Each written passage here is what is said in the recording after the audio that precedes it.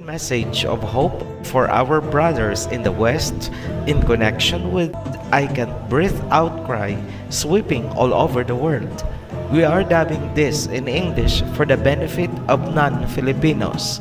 Para sa mga Filipino-Oferians, pakihintay ang Tagalog version. In our May 16, 2020 video entitled Pandemya, What is Next?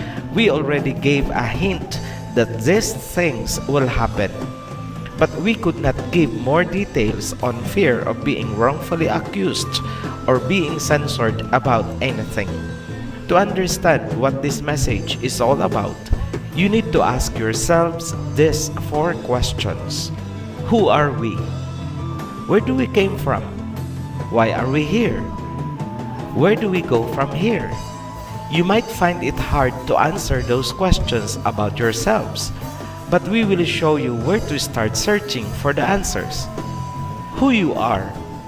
You are Hebrew Shemites from the race of Jacob, Israel, and most of you are from the tribe of Judah.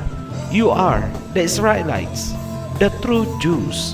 Just look at your hair and compare with what were found in archaeology. Where do you came from? Your ancestors were from Israel before they landed in Africa during the fall of Jerusalem in 70 AD. In later years, your great ancestors were held captives from Africa and sold as slaves across the world. That is the reason why you are seeing this I Can't Breathe outcry across the world today. No other race in history matches the magnitude of what happened to your ancestors as written in Deuteronomy 28. Dig as much as you can about your history. Be thankful to Abraham Lincoln. He became an instrument that eased the burden for you today. You were given a chance to breathe and get up from where your ancestors had fallen. Do not hate those responsible for your sufferings. They were destined to do what they are supposed to do as written. Where do you go from here? The nations are now being moved by the Spirit to release you from centuries of suffering. You probably have no idea that a promise is about to be fulfilled as written.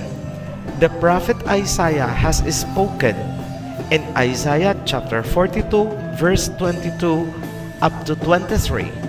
Thus saith Yahweh Elohim, Behold, I will lift up mine hand to the Gentiles, and set up my standard to the people, and they shall bring thy sons in their arms, and thy daughters shall be carried upon their shoulders, and the kings shall be thy nursing fathers, and their queens thy nursing mothers.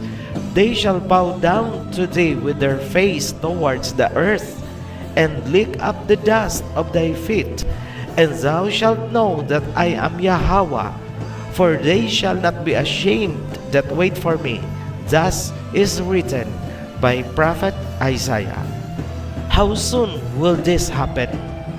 It depends on you, because you need to go back to the covenant which your ancestors had abandoned hundreds and hundreds of years ago. Just go back, calling on Yahweh the Elohim of Abraham, Isaac, and Jacob.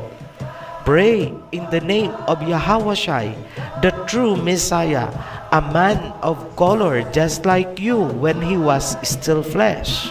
Please remember, it is written, what has been will be again. What has been done will be done again. Nothing has changed under the sun.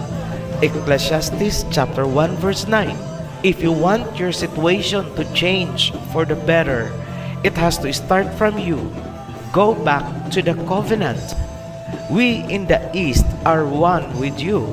Just take heed to the message. There are preachers sent to you, preaching the name of Yahweh, even on the streets of New York and California.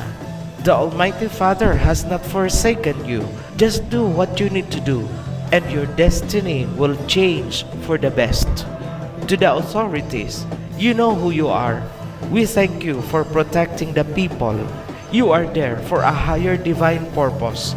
More than a mere political or worldly leadership, we extend our condolences to the families of those who passed away. Peace and blessings to all of you. Blessings from the East.